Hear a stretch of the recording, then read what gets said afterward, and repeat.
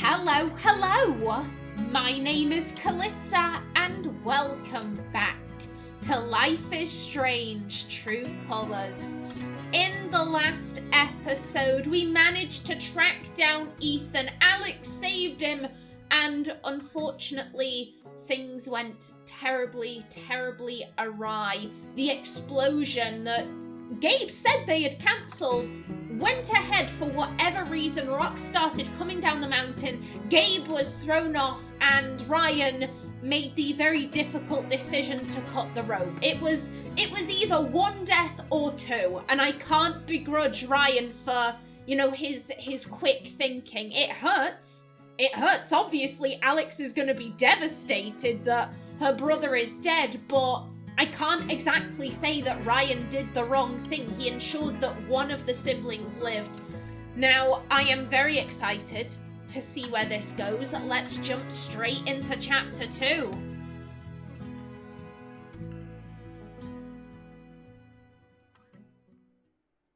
Chapter 2. Lanterns.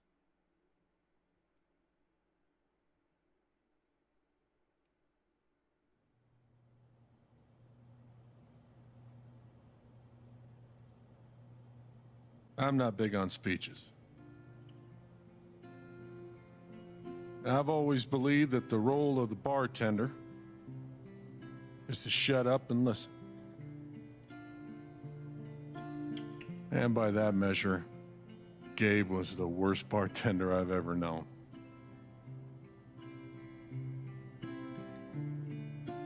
I never issued a speeding ticket to someone on a bicycle before, till he came along. He cared so much about my admissions essay. Even though he probably couldn't spell admissions or essay.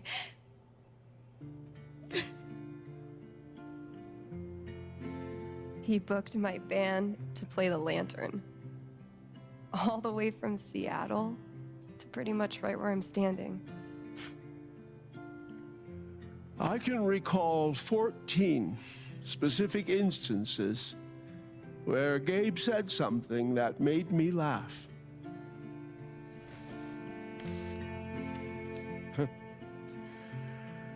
The first was 2 years ago.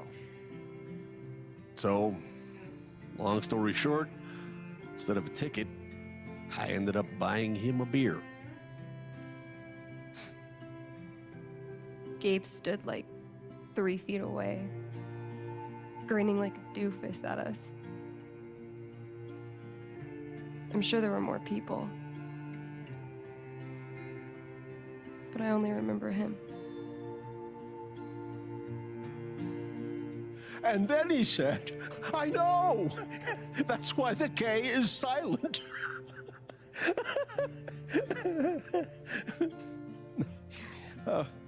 Then the fifth time... He cared about everyone. He was the kind of guy you wanted to be around. He was a world-class bullshitter. He was my best friend.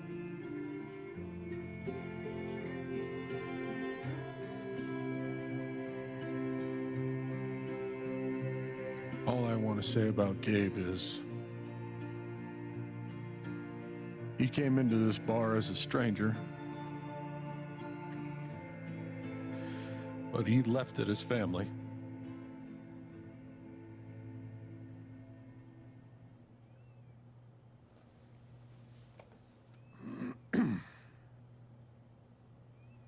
Guess that's that then. What happened to Gabe was a senseless, tragic accident. And I just wish that... It wasn't an accident. Son, now is not the time. Gabe called the mine.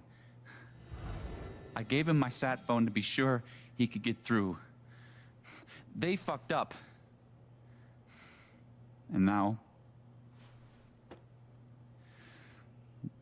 Gabe's dead. That was my shift. If anyone had called, it would have gone through me. Nobody called. You're lying.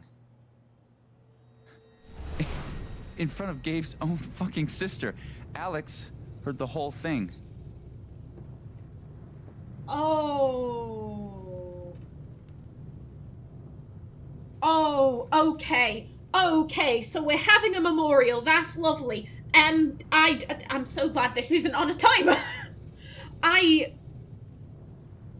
Interesting that Mac became afraid as soon as that was brought up. What I find interesting is that he became afraid, but then he spoke up. That was my shift. No one called. Because if he was afraid, why not just stay silent? It wasn't like Ryan was like, he called the office, and I know who was in the office. It was you, Mac, you bastard. Like, he didn't say that. He was just saying Gabe made the call. We were told that they were gonna defer the explosion. There was no need for Mac to say anything. There was no need for him to get involved. So why? I find that interesting. Oh. I mean, technically speaking, we didn't. We didn't hear him on the phone. We wandered off, and then he came over being like, oh yeah, they've said they'll defer it. They'll do it a different time.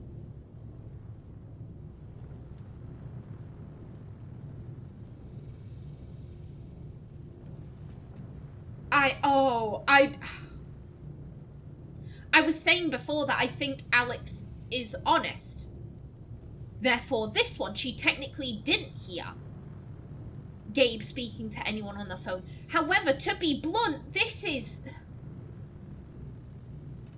whole like, oh, it was a tragic accident. No, it fucking wasn't. It wasn't an accident. Typhon set the charges. Why would Gabe be like, oh yeah, I spoke to someone and they've said they'll not do it? What would be the purpose of lying? There is no reason for Gabe to lie. Because all that does is put them in more danger. Or he would have been like, oh shit, yeah, they've said they'll do it a different time, but we need to be really fucking quick. We need to go, like quickly, people. He wasn't. He was chill. He was relatively chill. He wasn't rushing anyone. He wasn't trying to get them to go. It was very calm and collected, relatively speaking. Obviously, he was scared about Ethan and what could happen to him, but there would be no reason for Gabe to lie about having called someone. This is gonna be swept under the rug. It's already being swept under the rug. Oh, it was a tragic accident. It was a tragic accident. Gabe wouldn't lie about having spoken to someone in the office.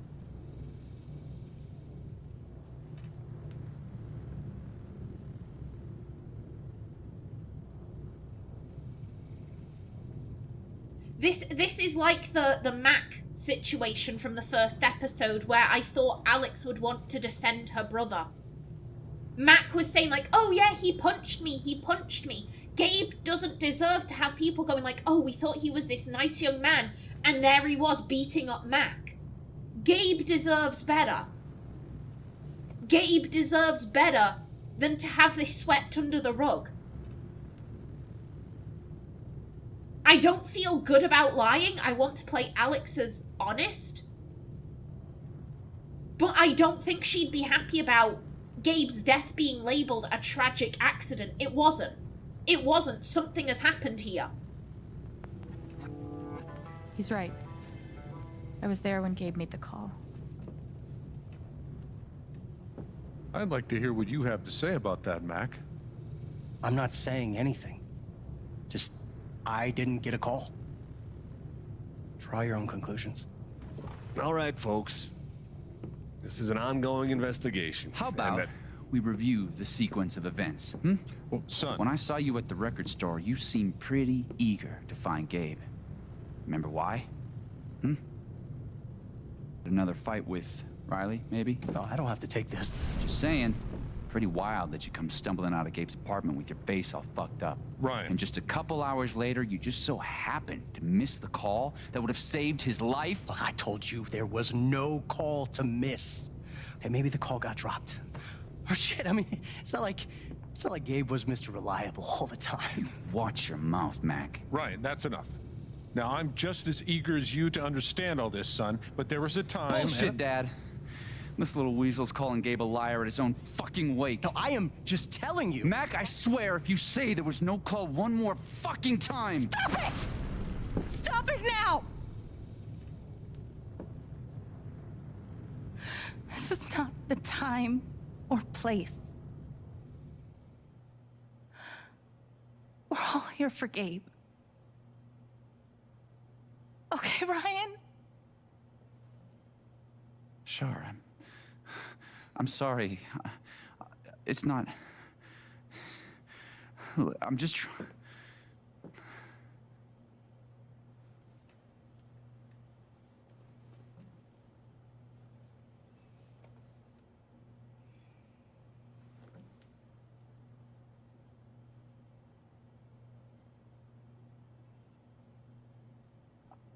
I'm not the one who killed him.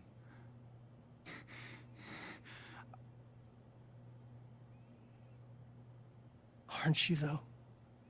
What the fuck did you just say? Ryan, back off. Oh, I'm just saying. I thought I heard that you were Mac, the one. you shut the hell up. No. No, go ahead. You got something to say, Mac? Let's fucking hear it. Come on, guys. Don't make me intervene. All right, fine. As long as we're tossing around accusations, way I hear it, you're the guy who cut the rope. Oh. Why not you? it. Wait's over. Everyone, out.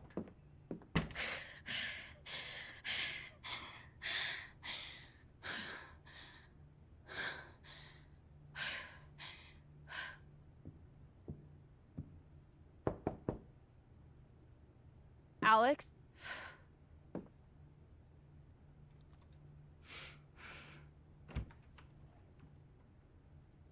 Hey. Fuck those guys. Yeah. Are you okay? No. No, she's not. I mean, I can see where Ryan is coming from, because that is what I was thinking. He was the one who ultimately made the decision to cut the rope. He didn't kill Gabe. Whoever set off the explosion killed Gabe. But right now they don't know who that is. The closest thing they can get to is, well, who cut the rope? Ryan did. Like I said, Ryan made the right call because he ensured that one of them would stay alive. That isn't exactly going to help him on an emotional level. Knowing that logically, rationally, he made the right thing, emotionally, he feels like a murderer. And I completely get why he'd be so angry, why he'd be so desperate to find whoever is actually responsible so that he doesn't feel all that guilt. I completely get that. At the same time, that his sister and his missus are sat right there. And he's not really caring how difficult this is going to be for them. He's not caring about how difficult this is for Charlotte and Alex. Yes, Gabe was your friend. He was her partner and her brother. And right now they're hurting, and they don't need you doing this at the wake, at the memorial for his life. Like, it's... You know, Alex is not okay. Alex is not okay in the slightest. God, no. I'm a fucking wreck. It's not your job to keep it together. Thanks. Do you, it's messy, but Do you want to come in? Sure.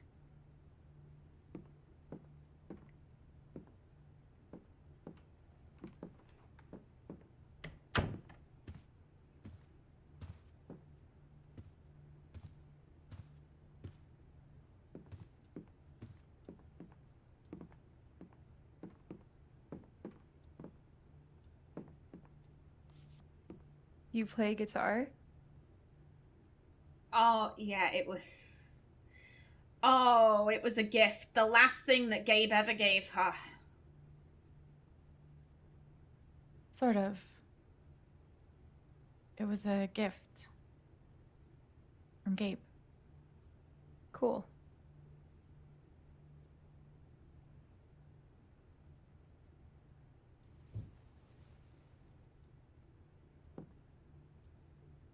Gabe would try to pop wheelies outside the record store to make me laugh.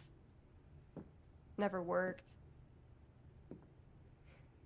Till he wiped out. That was hilarious.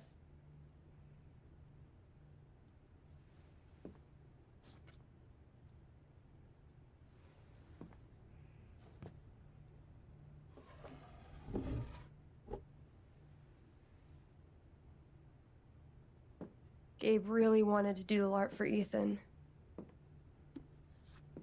But by the end of it, he was more jazzed about it than anybody. Wish I could have seen it.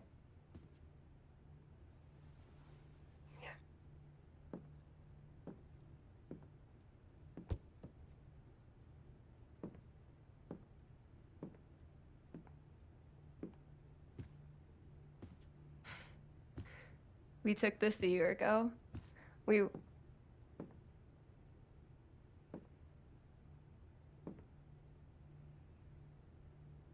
No way. I can't. What? He actually kept it.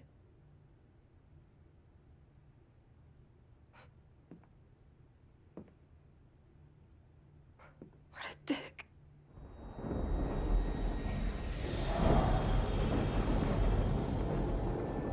Sorry.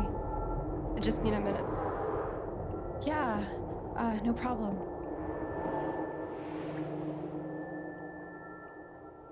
Calm down, Alex. You're fine. You're fine. Whatever that bottle made her think of, it really messed her up. I wonder if I could help her the same way I helped Ethan. I need to feel her sadness, to figure out how to help her. And we will, but first, I'm noticing all the things I can look at, so obviously I'm gonna look at stuff. I'm sorry, Steph. I'm so sorry. Getting dressed shouldn't be so hard. And yet... And you're missing your brother. You're missing him. Of course it's going to be hard. I don't think anyone would judge you for that. Alex, I'm having a small event for your brother tomorrow at 9. I'd love to have you there, but no pressure, okay? You take all the time you need, Jed. Alex, let me know if you need any groceries. I'll cover the cost, Jed. Thanks, Jed. Alex, I'm so sorry. Apartment's yours for as long as you need. You know where to find me if anything comes up, Jed. Damn. He's being incredibly considerate.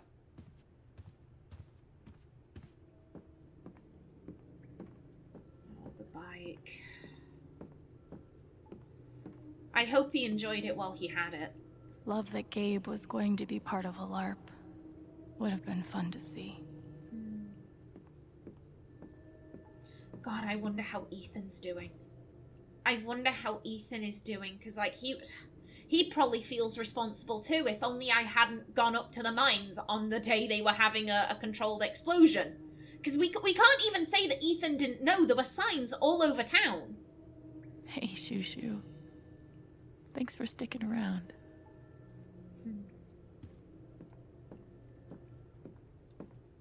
Okay, nothing over here.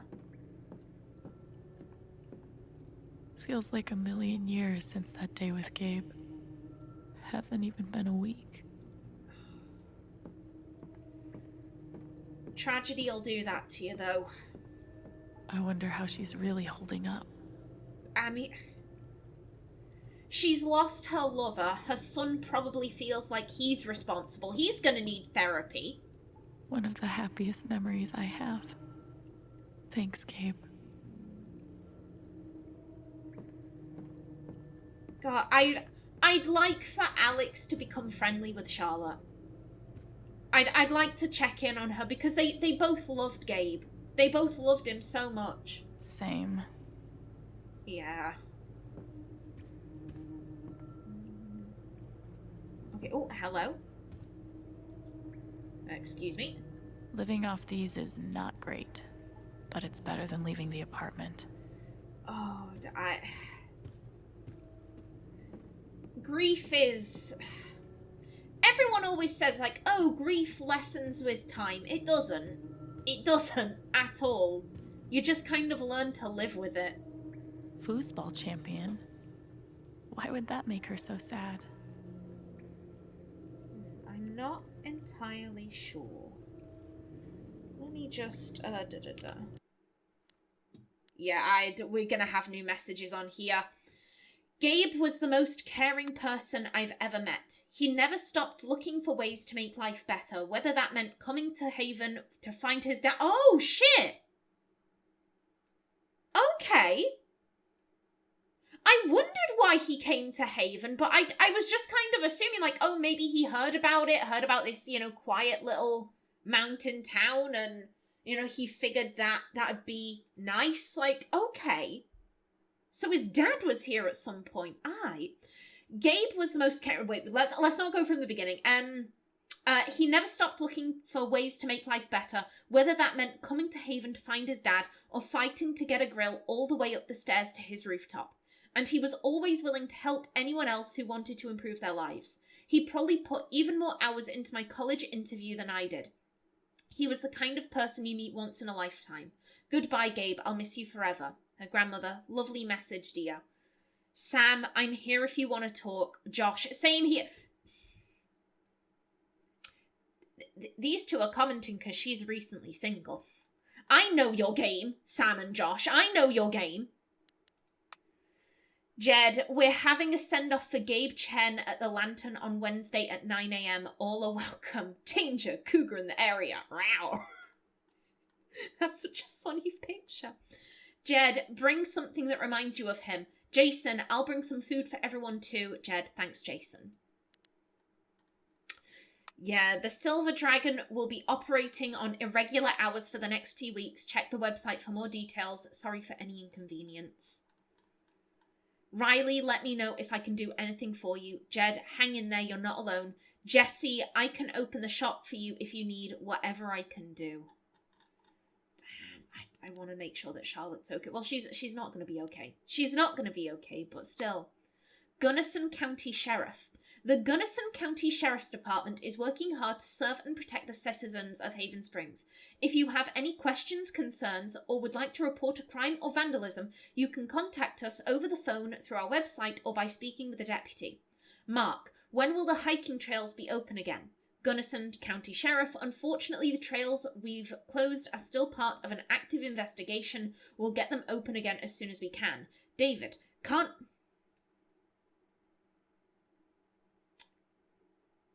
Good job, Josh. Good job. David, being a prick. Can't we just put this to bed? He was where he shouldn't have been. Shit happens. Josh, someone's eager to give Typhon a pass. A person died. Doesn't that mean anything to you people? And then the poster has disabled any further replies.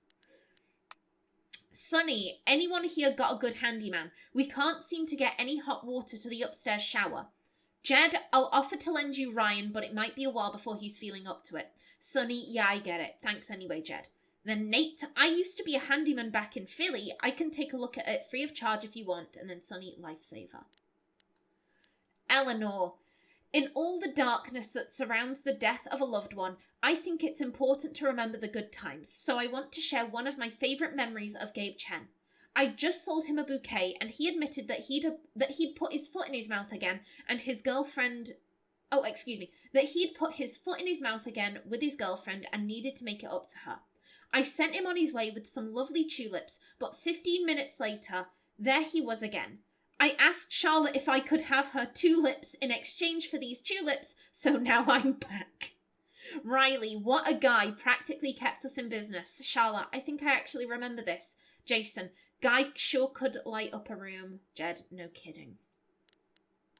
And then Typhon. I feel sick. Oh, Typhon mine. Who's hearted this 4 times? Who has done this? David. Typhon Mining. We here at Typhon Mining were shocked and saddened to hear about Gabe Chen's death.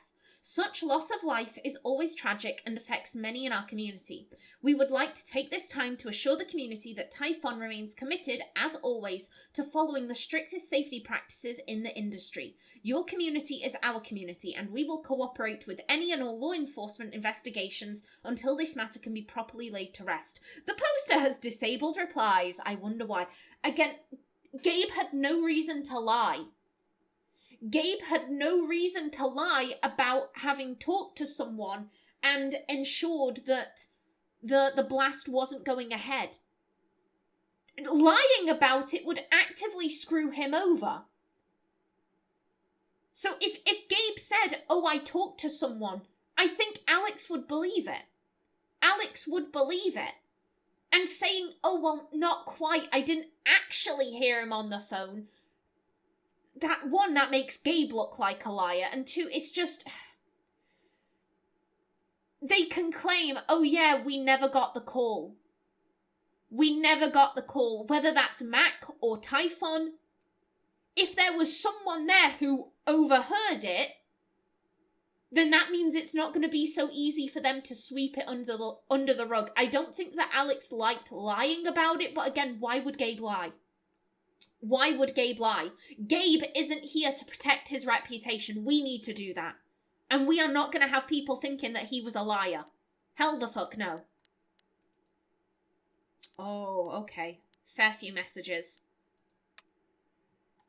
Charlotte, Alex, I'm so sorry. You don't have to respond, but I just wanted to tell you, thank you for saving Ethan's life. I don't know what I would do if I lost him. Thank you. I'm so sorry. Thank you so much. Yeah, this is all in relatively quick succession. Yeah, there's the gap. She was like, I want to say more, but I don't know if I should. Fuck it, I'm gonna do it. I hope that Alex and Charlotte can connect after this. I think it'd be good for them. It'd be really good for them to heal. Ryan. Alex, I'm so sorry. I should have saved him. I don't know what to say. There was nothing that could have been done. There was nothing that could have been done. Gabe would have been a dead weight. With how The Rock chucked him off, I don't know if that would have knocked him unconscious, but if he, swung down, hit his head against the wall, he was dead weight. He was dead weight. It's not like he was even helping to try and, save himself. Again, that's not a diss on Gabe. He was probably unconscious. Ryan made the right call. Ryan did the right thing, but that's not going to make him feel any better. He feels like he killed his best friend. Steph. Yeah, okay. Hey, Alex, it's Steph. I'm so sorry. I loved Gabe. I can only imagine what you're going through. Please call me if you need anything. Riley. Alex, I'm so sorry. Please let me know if there's anything I can do for you. And Jed. Morning, Alex. Did you get my notes? I'm holding a small service for Gabe at 9 a.m. today. If you'd care to join us, no pressure at all. Thanks, Jed. I'll be down soon. Glad to hear it.